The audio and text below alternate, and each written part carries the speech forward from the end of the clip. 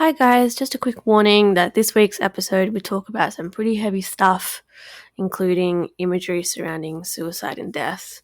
Thank you for listening.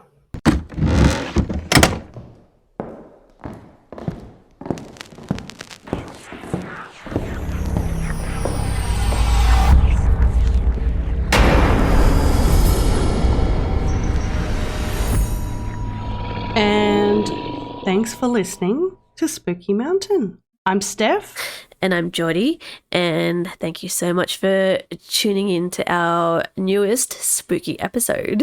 I've got so much exciting stuff to talk to you about this week, Steph. Do you? Yes. Heaps me of too, actually. weird stuff. Yeah. Oh, awesome. Yeah. And a really cool story as well. Something a little bit different. Yeah. Mine's Mine's a weird one, Jordi. Mine's really weird. Weird's good. Yeah. I like your weird Very ones because your other weird disturbing ones. Weird. Yeah, oh, cool. Your other weird ones have been like the Loveland Frogman. Yeah. And Look, I think this might be on the same page, but more disturbing. I like disturbing. Yeah. I'm very much into the disturbing side of the paranormal. You'll like this very much then. So how's your week been? It's been good. Look, what have I been doing? Yeah, not much actually. Not much. No. Still in lockdown in Sydney. Lockdown life. As you know, it's so nothing much has really changed. It's reaching a point though. It's reaching a point where I'm so keen for lockdown to be done. I'm going fucking crazy, honestly. Oh my God. I know. I'm so excited. I'm fully vaccinated as of, I think, Are you? 2 days ago. Oh, congratulations. Yeah. That's so it's really awesome. exciting. And then they just released the rules like, if you're fully vaccinated and you got friends within 5 kilometres, you can hang out and have a picnic with them. I don't fucking have anyone living near me. So I'm like, great, nothing changes for me. Okay. Oh, what a shame. You should take your cats out for a picnic.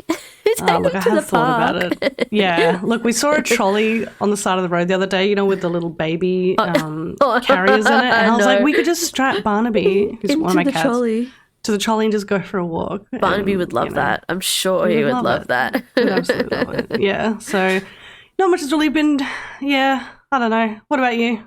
What's been going on? I've been a little bit fragile this week, so I'm very, very excited to sit down and shoot the shit with you. And just let it out. Yeah, I've had it's not often that I have bad weeks, but this has been a very rough week. Mum is tired and I'm keen to just talk about spooky stuff. Yeah. I got to tell you. So this week also, I think it was last episode I was talking about my nan who passed away last year, but it's actually 1 year today that she passed away. 1 year today, and we've been having, I don't know if it's related, I don't know what's what, but there's been some really weird stuff happening in my house and also in my mum's house that usually is like no weird shit ever happens there. But especially today. So my mum sent me a message and she was like, you won't guess what just happened. And I was like, what just happened? And she said that her and Dad were in the kitchen cooking dinner and his phone started to call, and his phone was in the lounge room, and he went to pick it up to see who was calling him, and it was Mum. Like, she was standing next to him in the kitchen and she didn't have a phone on her, no devices of any kind, and it was her calling him on his phone. What? Yeah, it's weird, eh? Did he answer it? No, he didn't answer it. He should have, though. He should have answered it. Oh my God. Isn't that funny? That is so scary. I don't like that. It totally could have. That's weird. It's weird, but it, my mum was like, I'm sure it was Val, like my nan, trying to comfort them because they, absolutely. I think they were having a bit of a rough time with it, and of course, so. But yeah, and then stuff has been happening in my house as well. So the other day, my partner picked up a new piece of equipment for his workshop. It's called like a drill press, and he got home from picking it up and we're in the lounge room and he was like telling me about this drill press and he was like telling me what it does and why it's so awesome and blah, blah, blah. And then in the middle of him talking, he stopped and he was like, did you hear that? And I was like, what? What did you hear? And he was like, someone just went, oh, wow. Like right next to us. It's almost as if someone was listening to this conversation and being like, oh wow, to him talking about his drill press. And it was only him that heard it. It was only him that heard it. Like a few episodes ago, I was like, my house is not creepy, nothing weird's happening. But just lately, some weird stuff is happening. Like our tap just randomly, like tonight, our tap just randomly turned on by itself. As well, and it's one of those taps where you like lift the handle thing. So yeah, you have to like push it up. Yeah, there's got to be force. Didn't drop down. Yes, we lift it up. Yeah. Okay, so, that's really interesting. Yeah, I'm starting to think that us talking about all this creepy stuff every week is like attracting ghosts into my house. Yeah, I think it is. Do you reckon that could happen? Do you think like? I think so. Paying too much attention to something could attract I think it's now something that's brought, us talking about it, it's now brought it to the foreground of your mind, I guess. And now it's not really at the background there. You're now a bit more conscious of it and just thinking about it a lot more, so you're probably more aware of it when it maybe was happening the whole time, but you didn't really pay attention to it. And so now I'm just like more aware. You're picking up on it more. Yeah, because, maybe. Like, I mean, I'm not sure about you, but I know for myself, like pretty much every night I'm like working on my story. And so, like just bits and pieces like every night. Yeah, so, there's always a little bit here and there you're doing things for it, And so it's like every day you're kind of like focusing on paranormal stuff. So yeah, definitely. I'm I guess so. I mean, literally every single day for me is revolved around paranormal. Yeah. Well, that's it. Like, even if it's not our podcast, like you're listening to other podcasts or like reading stuff, and just I think it's a big part of both of our lives. Or the only thing I'm watching at the moment is X-Files as well. Yeah. A month. Fucking love X-Files. Yeah, we're deep in. I want to tell you this really funny thing that I haven't really told many people because it's so stupid. Okay. But it's something, and then I'll ask you a question because I'm interested to hear about it. But like, so when I was like 6 years old, I guess the very first alien show or movie I ever saw was Mars Attacks. Oh, Steph. So yeah. So I think everyone kind of, like our age, kind of remembers that movie when it came out. So for me, I remember being in my auntie's house and there was a few people over and I think they just got it out on video and it was in the daytime and they watched it. And I remember just kind of standing in the background just going, this is really weird. And then I didn't really think too much about it again. And then it must have been a few years later I saw it again and I don't know what had changed in that time, but the look of the alien fucked me up. It's like weird. Absolutely fucked me up.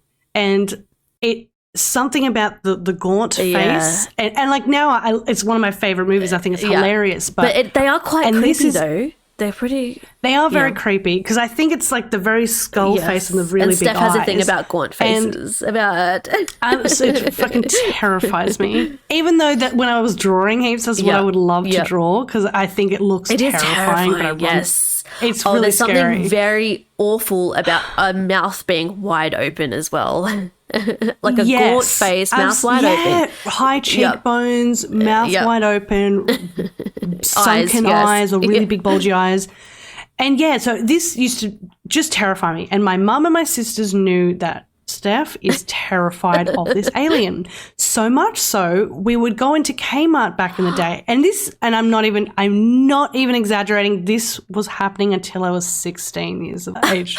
I'm not even kidding. This was so bad because I kept getting tortured by my sisters and my mom over this. We'd go into Kmart. My sister Bella would run to the video section straight away, get the video and run and put the it would always be on the back of it. There was like a picture of the alien, and she'd put it up at my face to try and scare me. And I remember covering my eyes, just going, "Stop! That is traumatizing. Stop, I can't look at it because I'll get nightmares." Like I would have nightmares for nights. Would you really? And then I really would. Like I would be so scared, and it kind of stopped for a few years. Like, you know, every time. I swear it would always be on TV, like once a year. It was like, Mars Attacks is on. I'm like, oh no, it's going to be in the TV guide. Remember we had the TV guide? One time my mum, and yes, Mum, I'm fucking saying this, she cut out the picture from the TV guide of the alien and stuck it to the side of the wall where my bed, where I sleep. So when I went to bed, the alien was there. I was so fucking scared. That is so horrible. It was like, it is the most ridiculous fear. Like, just so many things would trigger it.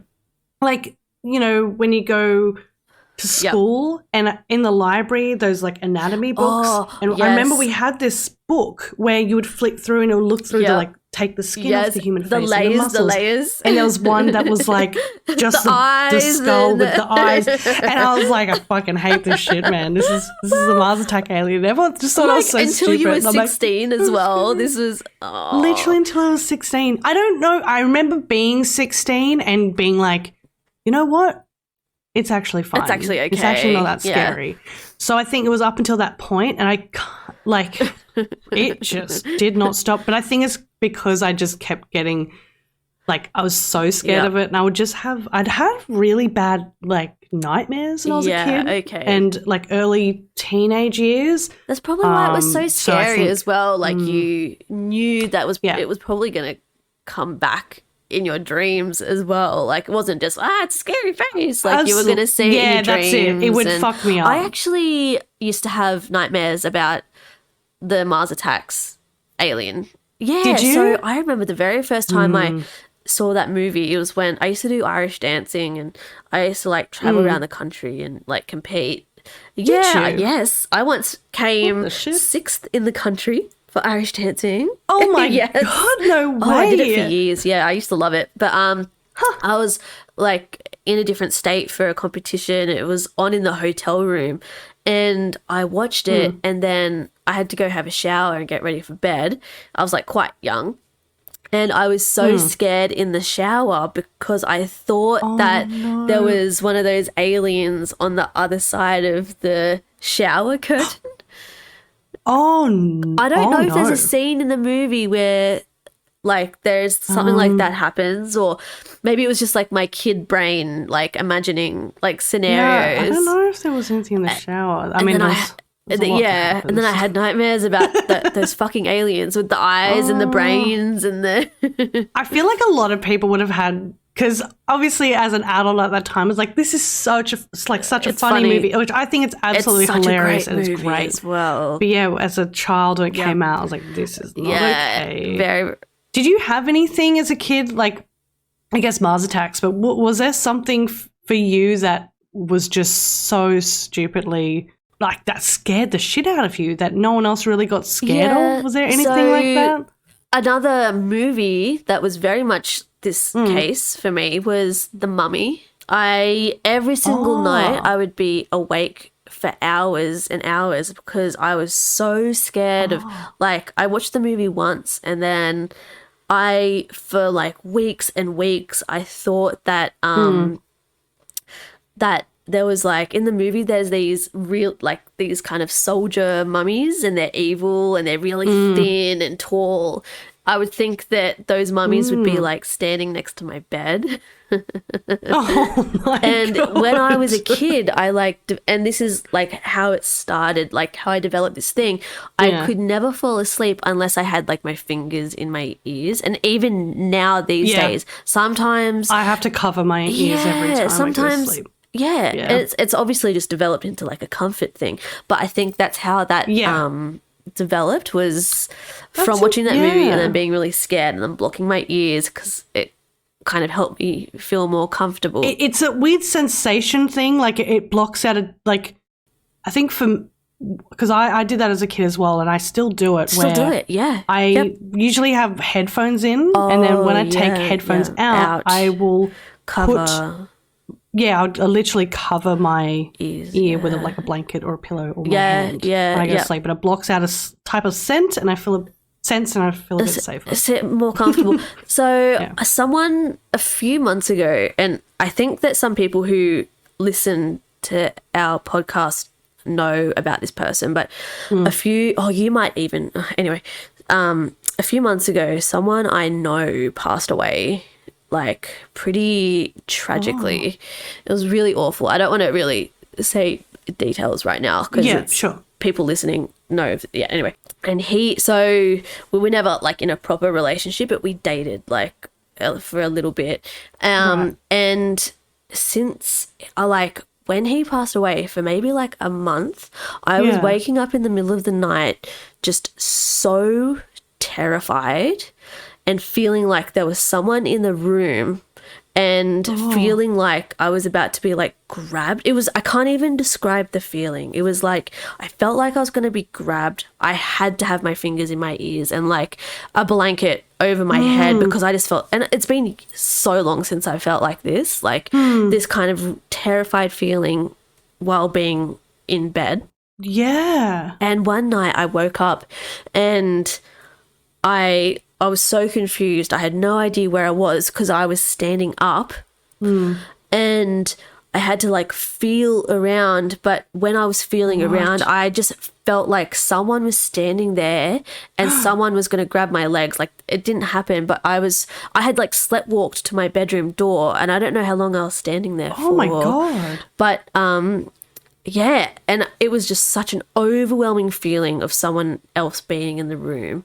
And what do you mean like they were going to grab your legs like I don't know. Hurt you? Or, no, just not to hurt me, but just to like it didn't feel good. It wasn't like grab your legs, fun, haha. It was kind of like something's going to grab my legs. Like I got to jump back into bed, cover over my head, fingers in my ears. Like that's kind of my comfort is like fingers in the ears, you know. But it was weird. I think so. The way that this person passed away it's very sad. Like they took their life, and I don't know. Like when I remember when we were kind of like dating, he was also quite insecure, and I don't know if I felt like he was going to come visit me or something now that he's, passed away. Not that I feel like he would be obsessed with me or anything, but just, I don't know. I just feel like when someone close to you or someone that you knew. They're still attached to you in some way. Yeah. Definitely. Yeah. And attached to all the people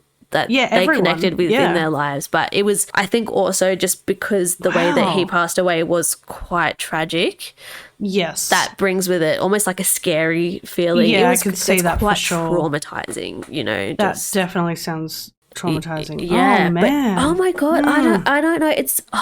It was so, I've heard so many people say when they've like been talking about their, paranormal experiences that they just felt like someone was in the room with them. Yeah. I've never, ever felt like that before, ever, until this point, and now I fully understand that feeling. Have you ever felt like that? Have you ever had that feeling that something or someone, even if you can't see anything? It's weird because the only thing I can really think of, so I've only had two places where things like this have happened to me, which is the house. Yep. And also when I worked at Lilienfeld. Oh, that's right. Yeah. Yes. Yep. The hotel I worked at. Yeah. That place gave me the most uncomfortable feeling when I was there, and I really didn't like it. And it's quite old, isn't it? It's an old it's really place. old. I think it was like 1800s. I think it was built. Yeah, oh my God, that's old. It's very old. Yeah. And when I was there, so I think there's 3 floors, and the 3rd floor was the one that was haunted. Right. So the first 2, nothing's really happened there. Right. They said there's a massive staircase, like a big grand staircase when you walk in, and people have said that they've seen Lillian walk up the staircase. Like a lot of people have said that they've seen the woman, she's just standing there at the staircase or walking up or down the staircase. Right. So I have had one experience where I was walking up the staircase and I was coming up to the first floor, and the floor was at the ground was at my eye level. Yep. And just as I got to that point, I saw feet, like women's feet, walk right past me. Like, oh my God. Walking towards the direction I was going in. So I could just look up and see where they were going, and there was literally no one there. And I was like, oh, what the fuck? And I was like, oh, that is strange. Yeah. So I've had that, but I also have been pushed into a bath that I was cleaning in one of those rooms because I was doing housekeeping. Wow. What did that feel like? Did it feel like hands? Fucking terrifying. It felt so that it pushed my bum. Like I was, these were huge spa bars, and you literally had to get on your hands and knees and bend right down. But I did this, we did like 8-10 bars a day, and I did it all the time. I was working full time, so this never happened before. Yeah, you know what the feeling is like. Exactly. And I remember being like knelt down, so my ass is literally up in the air. Yeah, yeah. And I went, and just not like a heavy push, but a push enough for me to just go boom, straight in the bath, looked up. The door was shut anyway when I cleaned the room, and there was no one in the room. Someone didn't like you cleaning that. I didn't like it. bath. The hallways are really long as well and really creepy looking. And, sometimes it was quiet in the hotels. There'd be no one. For a fact that no one is in any of the rooms today. Yeah. And you're the only one on that entire floor, and you're just walking going, there's someone else on this floor. You can just feel it. When you know there isn't. Yeah, I hated it. So was that, because I haven't been inside the building. I've been outside. I actually have swam in the swimming pool after no cops. Actually, no, I'm not going to. My mum, no, okay. My mum listens. I'm not going to say. I've been there. I think most people. I think that was. Yeah, we've swum in the swimming pool. I remember. I think a lot of people have done that. Yeah. Is the building was the building originally a house? Or like a residence of some kind? Or was it always a hotel? I'm not really sure. I think it was like a guest house, and then they kind of just added on to it. There is also another like additional building that was added. Like it's like a little fancy one where the really famous people stay, like Nicole Kidman and Tom Cruise, and they were dating or married. They stayed there. Yeah, right. Okay. But this is actually getting a bit dark. But there was, when I was working there, the general manager actually died in that room when we were on our shift. No way. He was so nice. This guy. He was in his 50s. He was really healthy, and he was a general manager of Lilienfels, Hydro Majestic. I spoke to him a few times. He was just a really nice guy, and he had kids and a wife. And one morning I came into work. Well, we all started our shift, and we all got assigned our rooms. Yeah. And I didn't get assigned that room that day, luckily. But two other of the women that did, they came back and they just said, well, he's asleep in his bed still. He's just still in there. Oh, and he was just still there. He just died in his sleep? Yeah, they said his heart just stopped. That was all they could figure out. God. Yeah, and he was just a healthy bloke with a family. I know. And then I was like, I don't want to go in that room. There's so many people, like a lot of elderly people go there to die as well. Like really rich. Do they know that they're going to? Yes. They train you to, and a lot of people that actually go there to commit suicide. Yeah, this is the thing with hotels. Well. Yeah. Which is like, hotels can be like very, very so like weird dark and sad. Yeah, I think also because there can be so much kind of like nasty stuff happening at hotels as well, other than people dying. But yeah, lots of people die at hotels. I've heard about this. Just Like All the so many time. hotels are haunted because people go there specifically to Absolutely. They'll spend die. all the last on their money. I'm just going to stay in this really nice hotel. Yep. And then they said, yeah, if you open the front door and it bounces back, call the manager straight away. They're like, they said the one place that everyone hangs themselves is behind the door because that's where the piping is. And I was like, what the fuck? God. That's so... It's so... I know, and I would get so paranoid. I'd be like, the door's bouncing back, the door's bouncing back. And then my manager would be like, open the door for me. And like, no, it's not. Steph. I was like, okay, I'm sorry, thanks. So I know that fear. Like, I've told you before about... Like, I have found someone who was hanging, and it's like such a... That fear of seeing it again, or the fear of just seeing it in general, is like, it just like hits your heart. Like, it's such a the anxiety of thinking that someone is. Yeah, we're gonna have to put a bit of a trigger warning on it. I think we at will, the beginning, which is fine, but it's not. I think there has been a lot of. It seems to be pretty common, which a lot of people don't talk about, is having to come across things like that, and I think. Yeah, because, I mean, for me, so far, I haven't That's had good. to do anything. When I worked at that cafe, when I worked at the coffee shop a few years ago, I thought, I was like, if I ever see someone, it's going to be at that cafe because there's trees everywhere as well around that cafe. It's a cafe in the middle of the bush pretty much, but that was a really dodgy area apparently back in the day, and there was a big river and bodies used to come through down the there. river. Yeah. Well, it's funny, like, because I used to work in bush regen, and I always thought that working in bush regen that I was going to come across a body doing that job, because we're always so deep in the bush and you come across some pretty wild stuff. And so I always thought that I never did end up like finding one. Like, we saw one as we spoke about, like being lifted out of the water, but never came across one while I was at work. But just to lighten it up a bit more,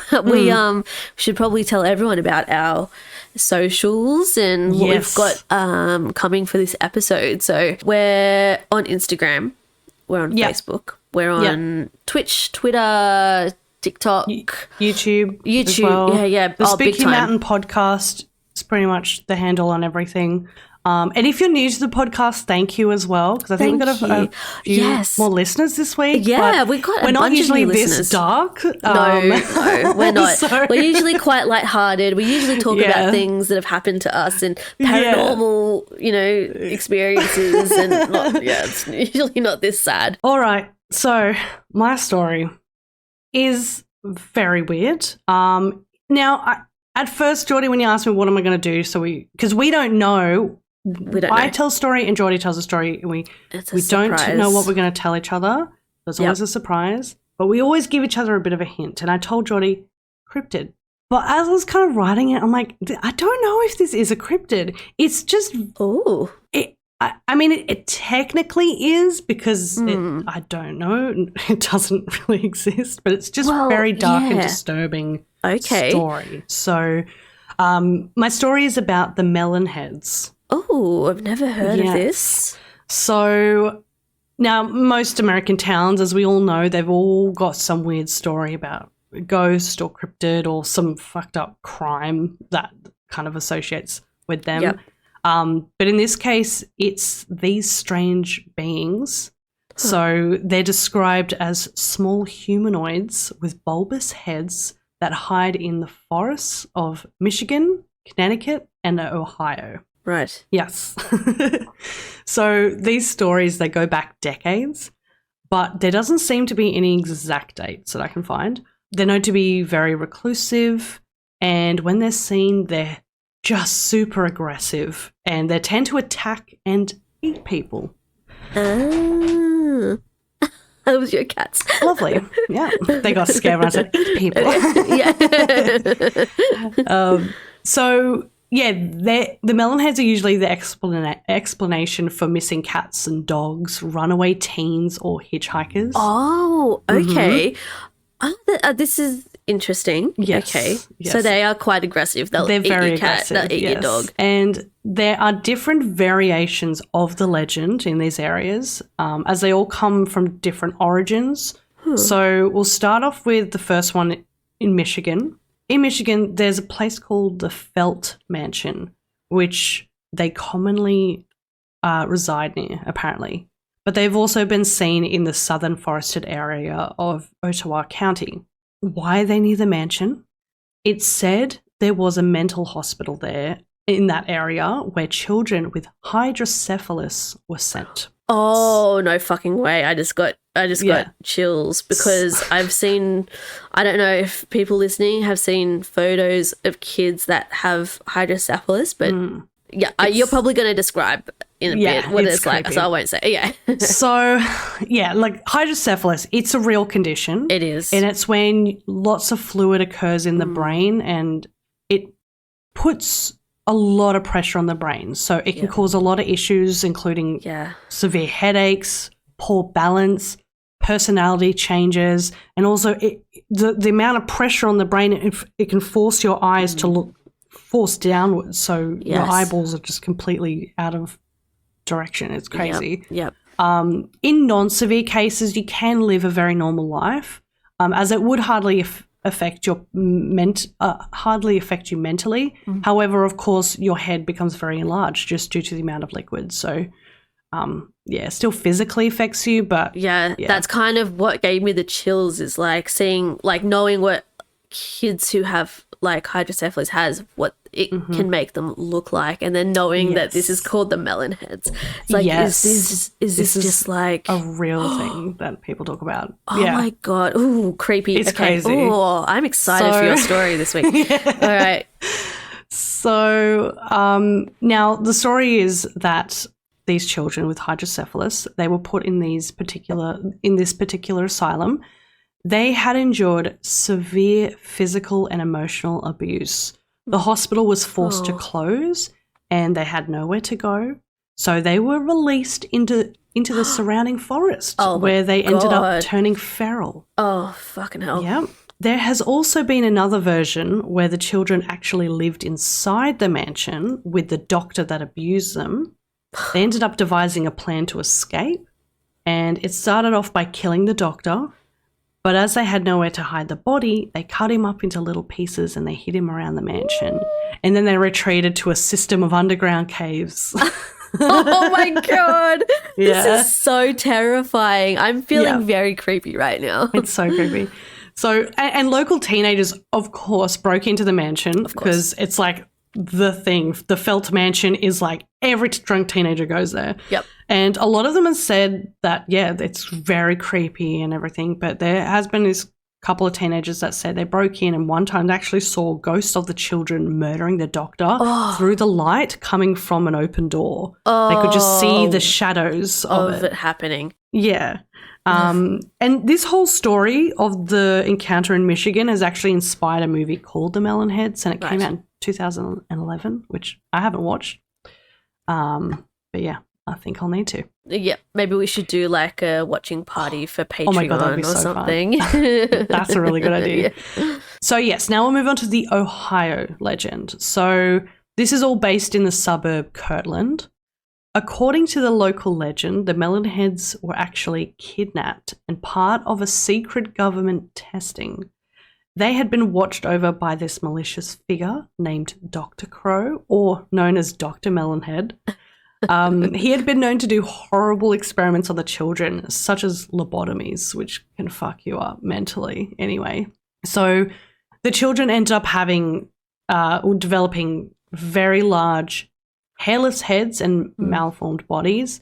Some people say that they were already suffering from hydrocephalus and the doctor injected more liquid into their brains. So just to be a just to make it, just to make it worse. Yeah. So of course they ended up killing Dr. Crow. They burnt down the orphanage and orphanage, in quotation marks, and moved into the forest where they feed off animals and anyone they come into contact with due to their distrust and paranoia of society. Fair enough. Yeah. They're known to be highly inbred as well, which absolutely incestuous. causes the hydrocephalus to get more and more out of control. So just due to this, they become more deformed, paranoid, and angry as well. So it's just all becoming just mad. They are mad. Literally just generations of it. Yeah. So they're wild. pissed. Oh yeah, they're angry. So with the Connecticut variations, there are a few. Now, in Fairfield County, there was a location where there was an insane asylum that burnt down in 1960, which resulted in the death of all staff and most of the patients. However, a few did manage to escape into the forest, and to survive the harsh winters in the isolated location, they resulted in cannibalism and inbreeding, which ended everyone being born with hydrocephalus. Hydrocephalus, yeah. And now the second variation describes the Melon Heads as descendants from a colonial-era family. They were banished into the woods as they were accused of witchcraft, and the same outcome as the first. They became how they were, just due to centuries of inbreeding. So they're very, very protective of their territory as well. So pretty much anyone that comes inside their territory, they just prey on them. And there's a lot of isolated and single-way dirt roads in this location. So people have actually named quite a few roads which they believe run through their territory. So it's like local legend. Everyone knows, don't go on that road alone. That's the Melon Heads will get you. Yeah, that's right. So most of these stories told about the Melon Heads, they pretty much surround some sort of mythical street, and they always refer to it as Dracula Drive. Oh, it's just something. Now, there is no actual road called Dracula Drive in any of these towns, but they believe that some of the existing streets could have been Dracula Drive. So they always refer to something that, Dracula Drive's where it started, but they're not really sure what it is. Okay. So there is a few here. So some of the most popular strange streets are Edmonds Road in Oxford, Velvet Street in Trumbull, Zion Road in Milford, the roads around Lake Mohagan, I hope I'm saying that right, in Fairfield, Marginal Road in New Haven, Jeremy Swamp Road in Southbury, and paths and roads in and around the Roosevelt Forest in Stratford. So that whole place sounds like a write-off. A few of those names, like, not as creepy as like Dracula, but like exactly, they I know, all we sound say Dracula a bit weird anyway. Like they're kind of, and they're all the same description pretty much. They're all just like very surrounded by forest, very single dirt road. Yeah. A lot of the locals were very wary of travelling on these quieter streets, as the Melon Heads were known to bite and consume anyone stepping into their territory. Oh my gosh. Yeah. Yep. They're not good. Vicious. So these stories aren't the first of deformed, angry, aggressive country people. For example, there was a large family in Germany in the 19th century. There was an inbred family known as the Weebleheads. The Weeble?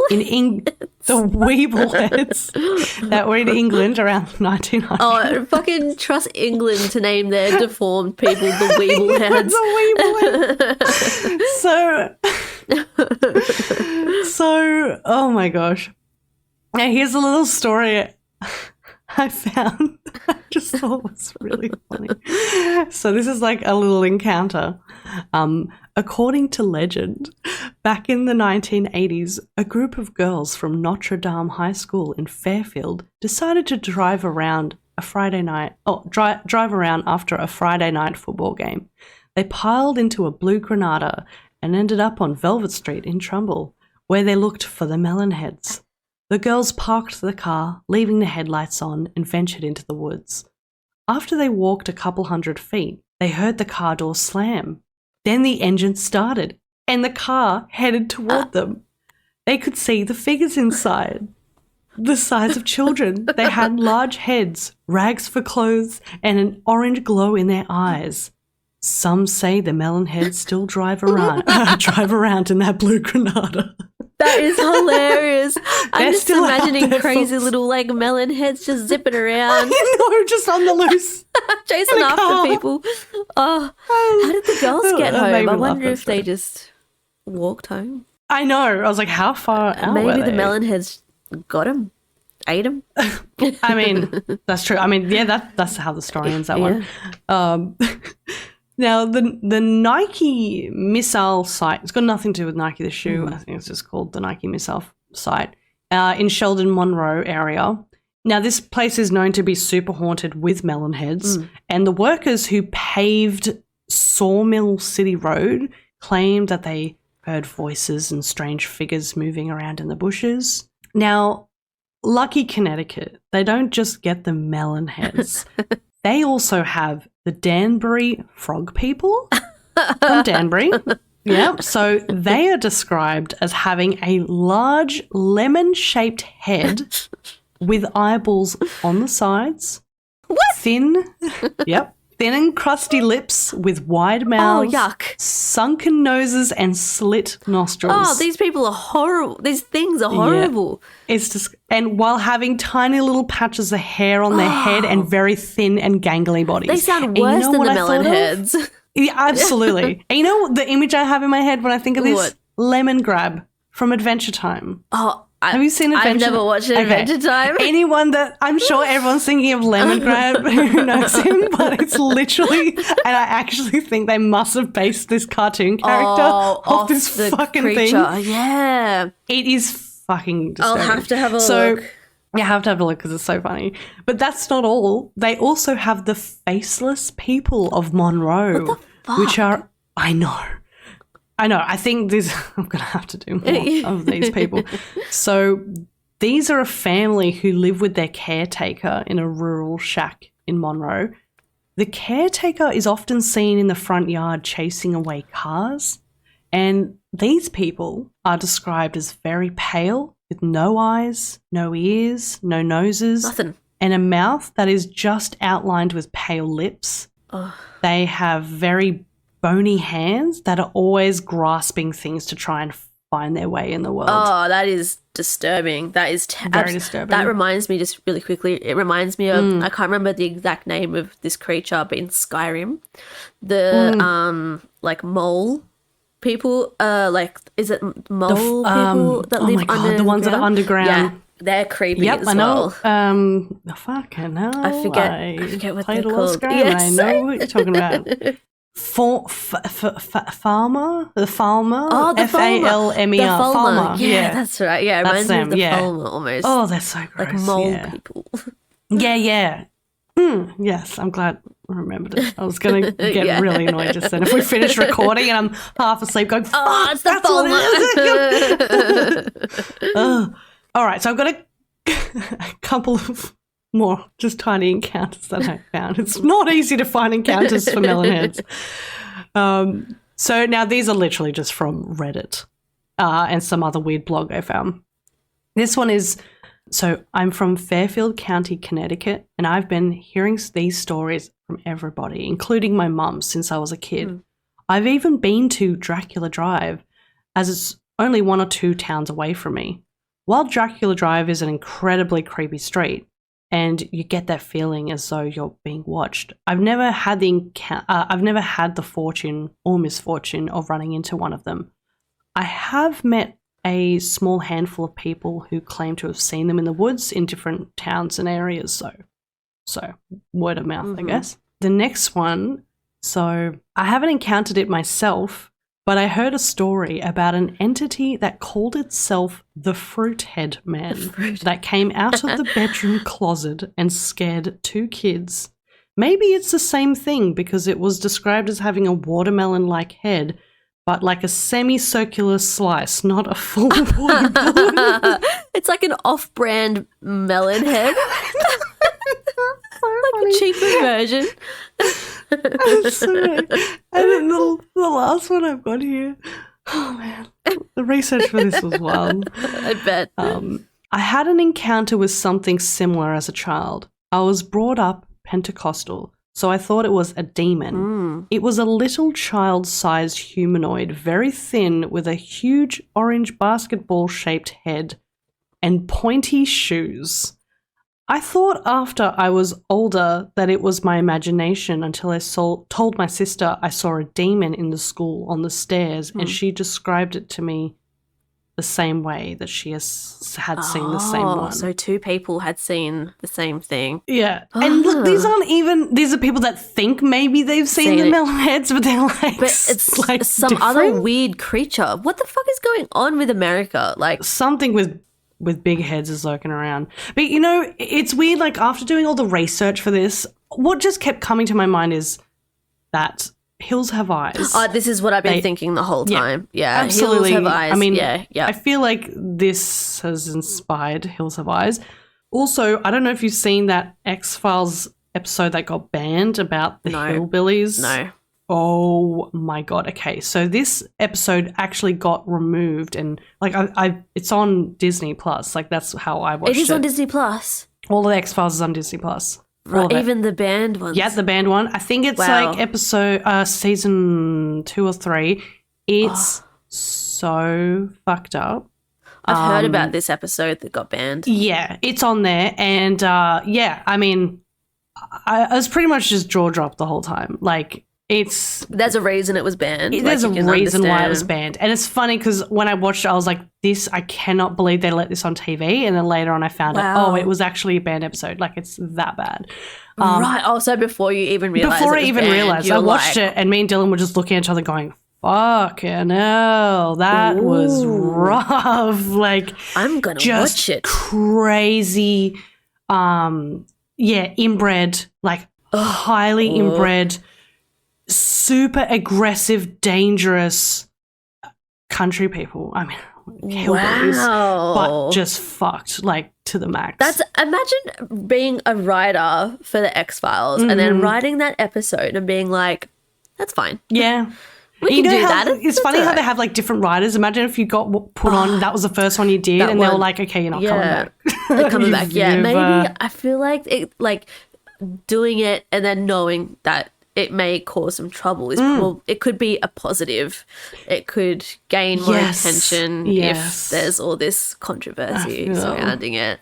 Yeah, it's fucked up. But yeah, that's my Melon Head story. I've never heard of the Melon Heads, but I got some pretty strong like visuals as you were telling me this. Like hills have eyes, and then I feel like there's something else. What hydrocephalus does to you as well, so you can kind of compare it. Imagine. Oh, for sure. And like I'm trying to rack my brain, like thinking of, you know, what I'm picturing, but I feel like I've seen something or I've heard of something that is quite similar, almost like these feral people that they've got like sharp teeth or something, and they're trying to like bite at you. And I know this isn't exactly what. I mean, I think it's all kind of, I mean, you know, ending on those few last stories, like, it sounds like it's all probably the same thing. Like, there's no way to verify what all, you know, the folklore is. You can't really find anything about it. And that's very interesting. I love that story. Yeah. You actually reminded me of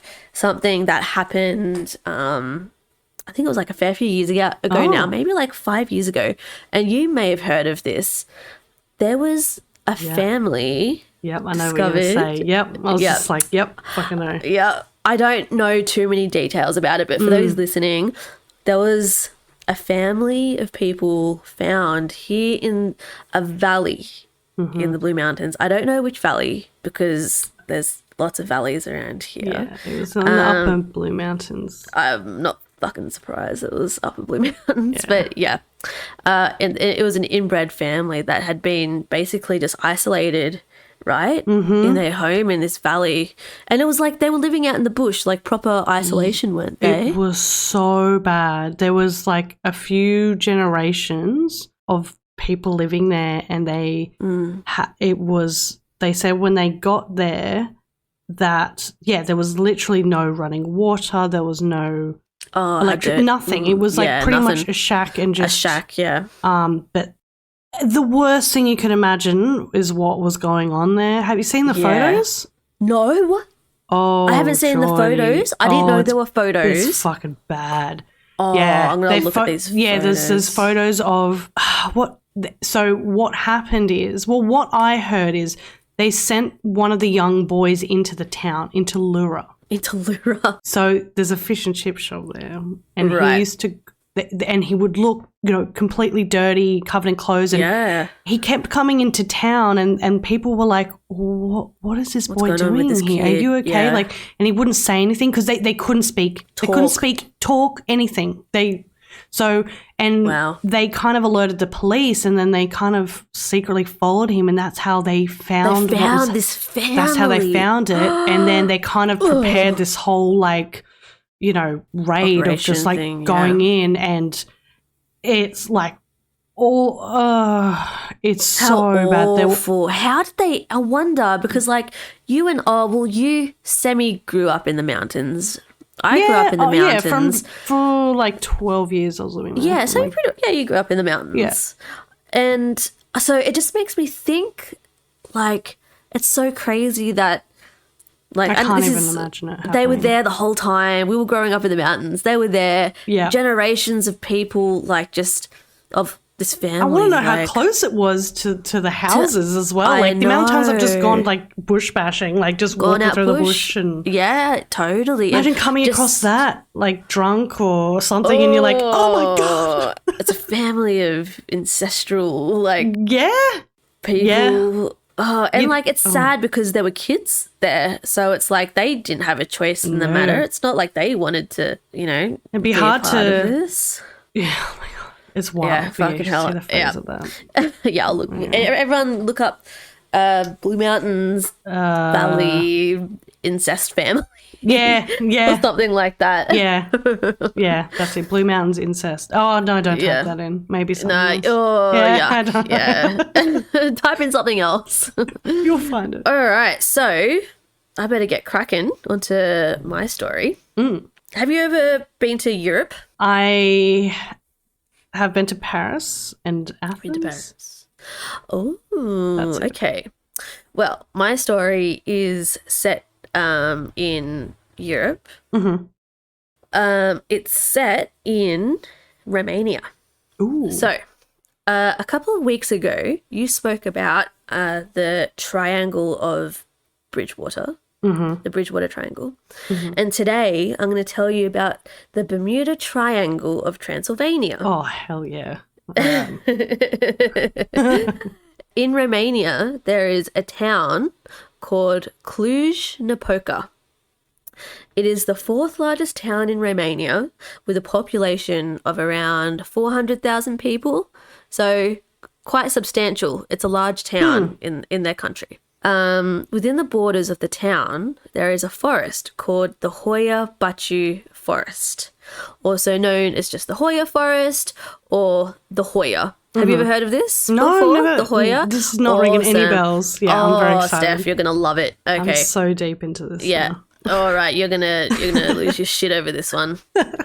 It's considered by locals and people worldwide to not only be one of the most haunted locations in Transylvania, but also a location with the most frequently recorded UFO and other paranormal sightings in the whole world. What? There is so much evidence of UFOs. Amazing. At this place. The forest covers about 1 square mile or 3 square kilometers. Mm-hmm. So it's not big. It's quite different to what we have here in Australia, where our bush and forests are fucking huge. Yeah. This is quite a small kind of patch of forest. It's an extremely old part of Romania with one of the most ancient Neolithic settlements in Romania belonging to the Stachevo culture. I hope I've said that right. I had to get help from my Slovakian boyfriend with the pronunciation of that. Teach me. The Stachevo culture, with the area being just to the north of the Hoia Forest. Mm-hmm. And it's believed to have been established around 6,500 BC, which is about 8,500 years ago. Yeah, wow. So quite old. They discovered tombs and houses in this settlement. In fact, it was discovered that their tombs actually laid underneath their houses. So when they passed away, they were forever able to be in their home. Yeah, so they're always buried underneath the home. I think it's really nice as well. Yeah, if you have like your forever home. Yeah, you can have your forever home, and just that's where you want to be. The whole family's Oh God, renting in Sydney, fucking stuck in your shitty little apartment. So I'll be talking more about this settlement later on in my story, as it came to a bit of a gruesome end, and it's thought that this has something to do with some of the hauntings in this area. Okay. So to the forest itself, even the name Hoia is rooted in mystery and a lot of sadness. The name originated from a shepherd that just disappeared one day along with his herd of 200 sheep, and his name was Hoia-Baicu. So the forest is named after him. Yes, 200 sheep. The forest is not a very large area at all where forests are concerned, so it's very strange that this occurred within a 1 square mile radius. The shepherd and his herd of 200 clearly never made it through the forest, as they were never seen again, and the body of the shepherd, nor a single sheep from his herd, has ever been found. That's insane. That doesn't make sense. It doesn't make sense. No. So the mystery still remains today of what happened to them, as there is still zero evidence. Nothing has been found at all. Was it UFOs and aliens? Or some other kind of paranormal explanation, perhaps? Hoia-Baicu has long been considered a portal to another world and a thin place where the veil of our reality and another lifts to create bizarre and inexplicable phenomena.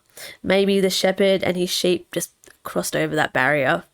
Perhaps this thin place is in what sits in the heart of the forest.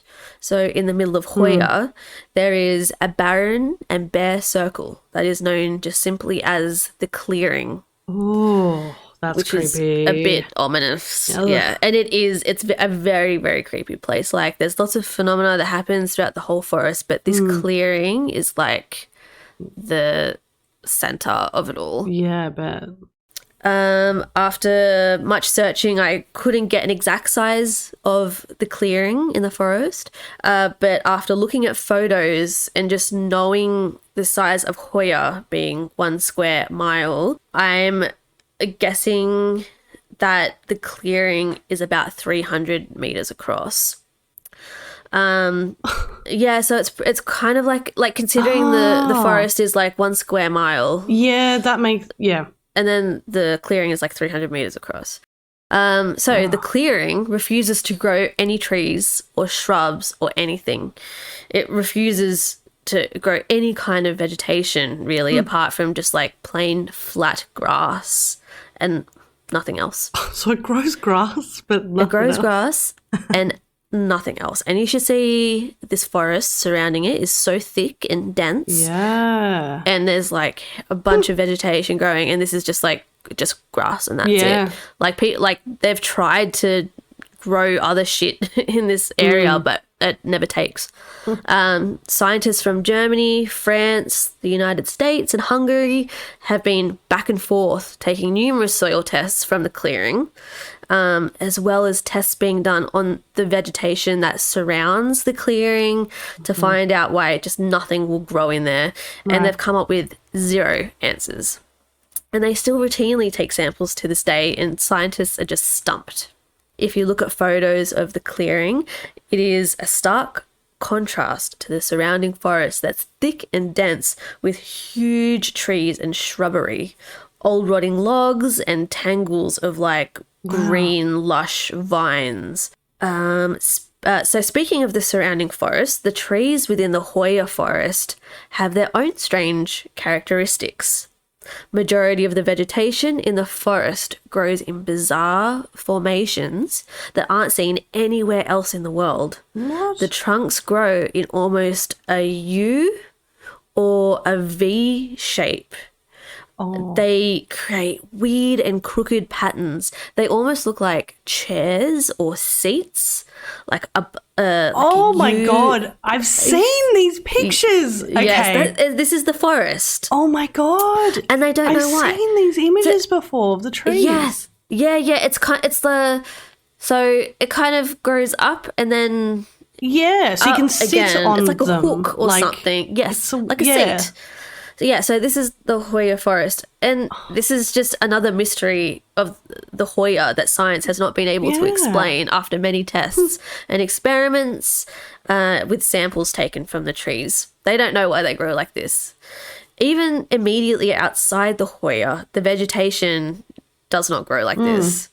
There are so many bizarre and unique aspects to this forest, even if it's not paranormal. It's just very strange. Absolutely, yeah. Something that is almost a given when you enter the forest is that your electronic devices will malfunction. Phones, torches, GPS, and anything else, as well as seeing floating coloured orbs of light moving through the trees, almost beckoning you to follow. Both of these occurrences, so the electronic devices and the orbs, are mostly experienced once again in the clearing in the heart of the forest. Gosh. So it's almost like the second you step into it, your phone, your GPS, everything just world. It all just kind of switches off, which is pretty strange.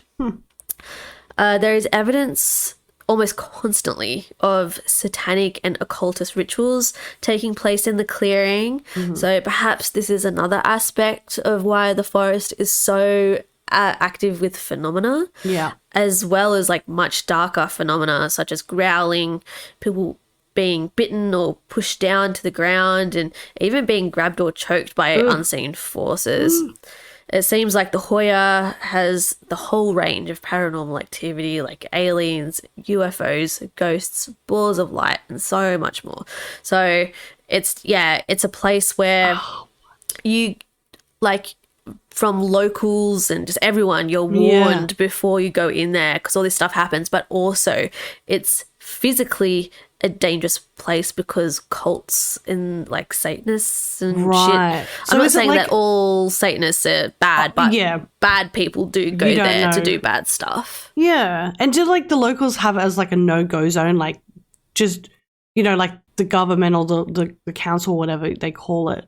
It's just like a free-for-all. You can just It's a free-for-all, and also they've started developing like activities, and it's really weird. They've started like tours and stuff. Yeah, they've started tours. They've started like it seems like it needs to be restricted area or something. It's such a weird place also because so I came across, like, while writing this story, I came across an article that was like, maybe all this stuff is happening because it's like radioactive. Yeah. So it's like, even if it's not paranormal, it's unsafe in one way or another, So, but so locals of Cluj-Napoca, whose generation after generation has been raised next to this forest, and they just flat out refuse to enter Hoia. They are terrified of what lurks amongst the twisted trees and thick vegetation, and they are particularly scared of the clearing. Yeah. Many believing it to be a very dangerous place. Many of those who are brave enough to enter regularly report intense anxiety, headaches and migraines, nausea, dizziness, rashes, and so many more symptoms that seemingly just dissipate after stepping off the grounds out of the forest.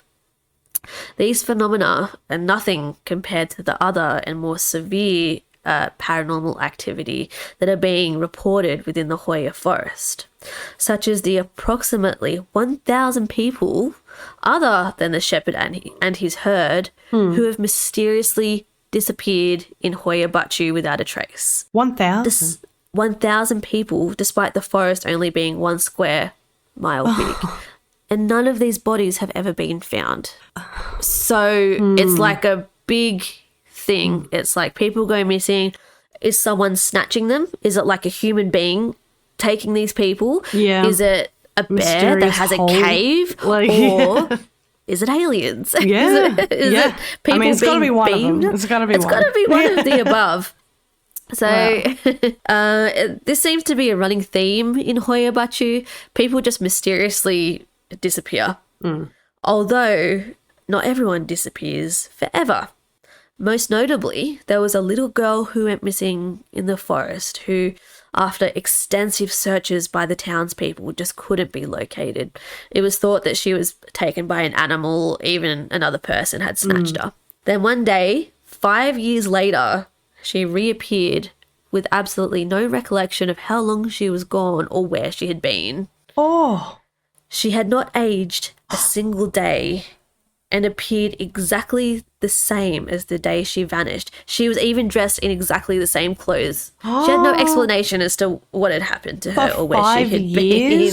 Yes, 5 years, and she just reappeared in the same clothes, looking the same. What? So this is not the only instance we hear of time gone missing in Hoia. Many locals of Cluj-Napoca have reported that upon entering the forest, people just lose track of time, or they'll just disappear for a number of hours before returning with absolutely no recollection of what happened in the forest. It seems to just be almost like a portal. Yeah. I think I'd be somewhere. Way too fucking scared to go in this to go place. in there. Yeah, sure. and it's such a small area. I know I keep on saying this in my story, but it's like such a small area and all this stuff is happening. You expect it to be like a big, huge, dark, dense forest. But it's just like no, tiny, not at all. Little tiny, space. Yeah. Really well, it is in terms of forests. Yeah. It's tiny, you know. So moving on to other paranormal activity in Hoia-Baicu, there are regular reports of ghostly sightings, of strange green glowing eyes and apparitions of small children running and playing around the trees. And these are not restricted to modern day reports. Paranormal sightings in Hoia span back thousands of years. These reports began after a whole village of people was slaughtered on the very same land as the closest town of Cluj-Napoca sits on. Wow. This is the early settlement that I spoke about earlier of Starchevo. And it's believed by historians that approximately 1,000 of these people were slaughtered on their land. Women, children, and men. Everyone. Locals believe that apparitions of these people, these village people, are the gatekeepers to the forest, and that's why there are so many ghosts seen here. They were a very spiritual and humble people before they were violently massacred, and they are still connected to their land now. Something that is quite commonly heard is childish giggling coming from just beyond the crooked trees, women laughing and chattering, which it seems to follow you and watch you, stalking you from the shadows. Is this the children of the old village still playing with their friends, and the mothers and grandmothers who would watch them and care for them still hanging around? Oh, God. Despite the numerous accounts time and time again by locals and tourists alike of strange happenings, this is not the most compelling phenomena within Hoia-Baicu. Since the 1960s, there have been so many UFO sightings, and there have been so many UFO sightings with photos and footage to back this up. Awesome. Real legit evidence, which is awesome. Right. The most famous UFO case in Hoia-Baicu was when, in 1968, the forest became the center of international attention when Emil Barnia, who was a communist military technician at the time, photographed a UFO over the clearing. The sighting was what really brought the forest into the public eye. He was with his girlfriend and some friends at the time in the clearing. And his girlfriend spotted something weird in the sky just above the bear patch. Wow. Barnia joined his girlfriend and saw the same thing she claimed to, and as did the friends that they were with. Wow. According to him, it was a silver disc-like object floating above the tree line, and it remained there for about 2 minutes and then sped away at incredible speeds. Barnier managed to get pictures of it, which still exists today and is still seen as one of the most credible pieces of UFO evidence that exists. And it really solidifies Hoia-Baicu as a legit location of paranormal activity. So they weren't even there for UFO hunting or whatever. They were just there to hang out, and then they saw this UFO who snapped it. And that is so cool. I can't wait to see that photo. It's a really cool photo. That's so Barnier went public with this account of the events of the day, but unfortunately for him, belief in the paranormal was severely looked down upon by the communist government that he was serving in the military. Yeah. So Barnier had spent many years climbing the ranks of the military and had nothing to gain and everything to lose from reporting the sighting, like everything to lose. The communist leaders equated a belief in the paranormal with madness and insanity, state sabotage and treason. Barnier knew this, but still went ahead with his reports anyway, and subsequently lost his job and forever gained a reputation of just being mad. No. Yeah, it's sad. He was just trying to do the right thing. Yeah. Just something to note, that Barnier absolutely did not make any money from his UFO report either. So do they ever? Like no. So it wasn't for money, wasn't anything like that. So Barnier was not the first or the last person to record UFO sightings and paranormal experiences at this location. Even locals of Cluj-Napoca regularly report seeing floating lights and craft-like formations above the forest. Also, in the 1960s, well-known biologist Alexandru Sift took great interest in the local reports of UFOs within the forest, as well as all other reports of paranormal occurrences, and set out to document his own sightings in Hoia. During his time there, he reported strange lights and orbs, magnetisms, and other bizarre occurrences on various electronic devices that he had with him. According to Sift, he gathered substantial photographic evidence, but unfortunately, he passed away in 1993, and shortly after his passing, it was realized that all his documentation had mysteriously disappeared and are still yet to be found. No way! Yes, so it wasn't just him being like, I got evidence and I'm not going to show you. Like, he showed people this evidence. Yeah. And now it's all mysteriously gone. It's gone, yeah. Give it back, you dogs. Yeah, they probably just burnt it all. God. So apparently some of his photographs captured images extremely similar to Barnier's, with UFOs hovering over the clearing. Unfortunately, I guess we'll never be able to see these photos. Damn. So due to the overwhelming number of extraterrestrial lights, UFOs and orbs caught on film and photo, Hoia-Baicu Forest remains one of the best documented paranormal sites in the world and one of the most feared places in the world. Science is still unable to provide answers to explain the huge array of paranormal phenomena at Hoia. But in the meantime, Hoia-Baicu Forest will be seen as a portal to another world and parallel dimension by many who dare to enter it. Ugh. That's so cool. It's a very interesting place, isn't it? Definitely.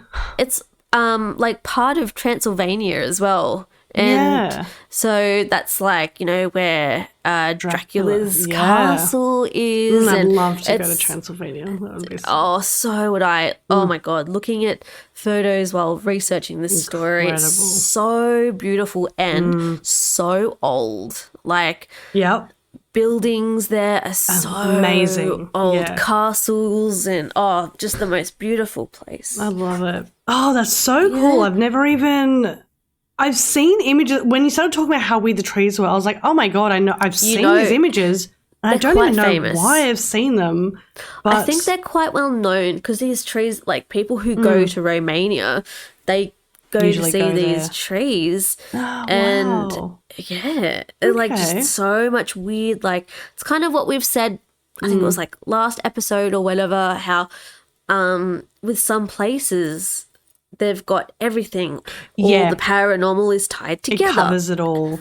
This and place this is the definitely case does. with Hoia. Yeah, it's like ghosts and like voices and you can't explain UFOs. just all of it with one thing. It's like too many things it's all happening. Intertwined and like The missing people scares me the most. How you can just go 1,000 in, then that's it. people. I would not go in there if I knew that there was like a thing of people disappearing. I just wouldn't fucking go in. I'd be like, I will stand from a distance.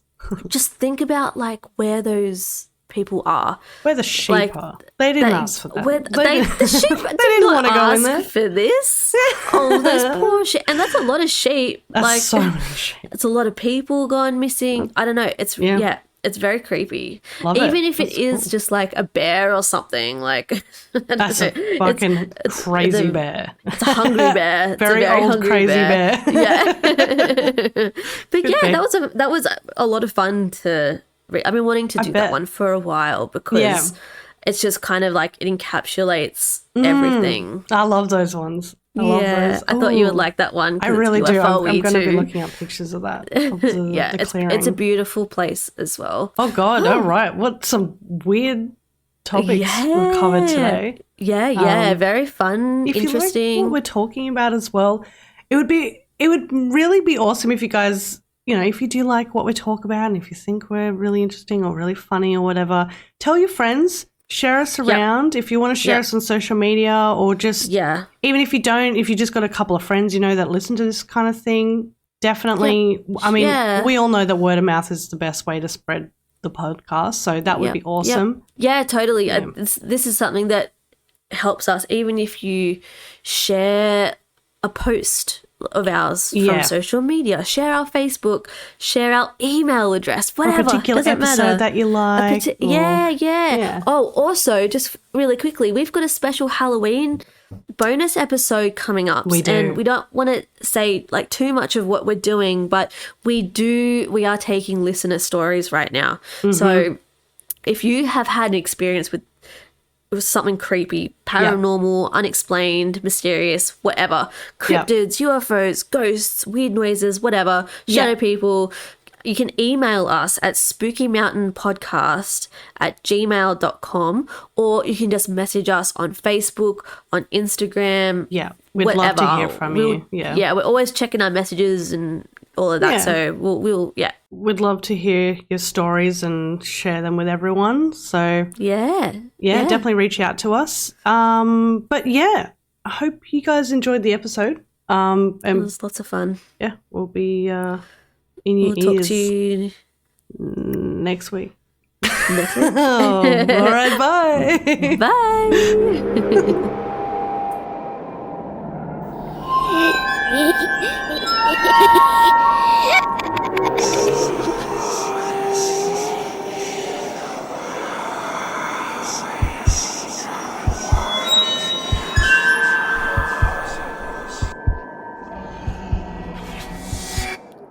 This episode of Spooky Mountain was created and recorded on land of the original custodians, the Gundungurra and Bidjigal people.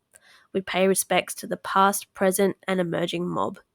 My name is Jordi, and I'm a proud Gunya woman. Thank you for listening.